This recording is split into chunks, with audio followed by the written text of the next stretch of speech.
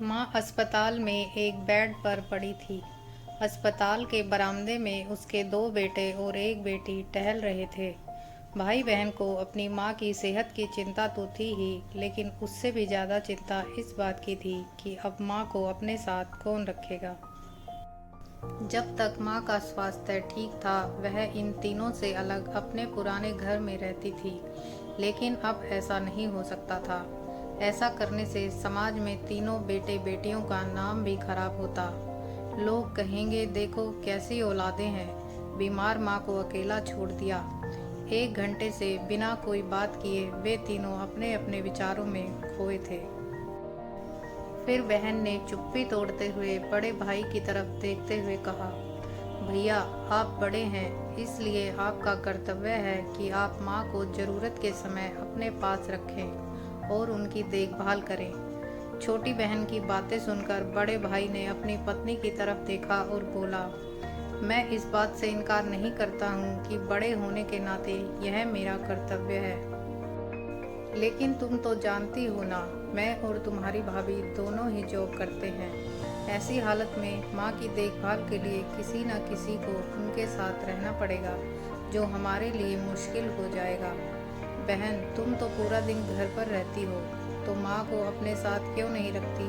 पैसों की चिंता मत करना, जो भी खर्चा आएगा मैं दे दूँगा। भैया, आप तो जानते हो ना कि मैं आपसे कितना प्यार करती हूँ, लेकिन आप मेरे ससुराल वालों को भी जानते हो ना कि वह कैसे हैं। वे लोग वैसे ही माँ और तुम्हें भला बुरा कहते रहते हैं। अगर मैंने माँ को रखा तो मेरा और माँ दोनों का जीना दूभर कर देंगे। मैं भी यह बर्दाश्त नहीं कर पाऊंगी कि कोई माँ और मेरे भाइयों को भला बुरा कहे। इसलिए अच्छा यही होगा कि माँ को अनिल भाई के यहाँ रखा जाए। बड़े भाई महेश ने भी अनिल के यहाँ माँ को रखने की सहमति जताई। आप लोग कैसी बातें कर रहे हो? क्या आपने नहीं देखा कि माँ कभी भी मेरे घर 2 दिन से ज़्यादा नहीं रही हैं? उनका मेरे यहाँ मन ही नहीं लगता, फिर वह इतने दिन मेरे घर कैसे रह पाएगी? छोटे भाई ने अपना पक्ष रखा।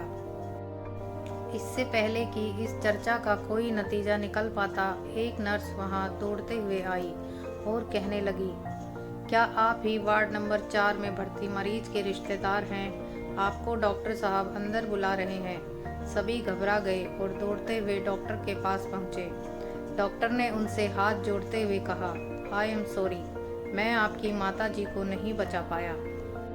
डॉक्टर की इस खबर ने सबके चेहरे पर झूठी सी दुख की परत तो चढ़ा दी, लेकिन सभी के दिलों में इस बात की खुशी भी छिपी थी कि अब उन्हें माँ को नहीं संभालना पड़ेगा और माँ की वजह से उन्हें परेशान नहीं होना पड़ेगा।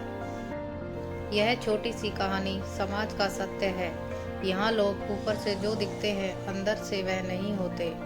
जो माँ बाप अपने 4-4 बच्चों को बिना किसी शिकायत के आसानी से संभाल पाते हैं, आगे चलकर ज़रूरत पड़ने पर यही 4 बच्चे मिलकर भी उन्हें नहीं संभाल पाते या नहीं संभालना चाहते।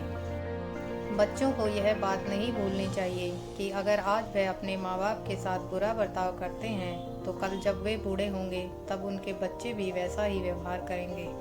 कभी भी इस कहावत को ना भूलें, जैसा बोएगा वैसा काटेगा। सच्चे मन से अपने माता पिता व बुजुर्गों की सेवा करनी चाहिए।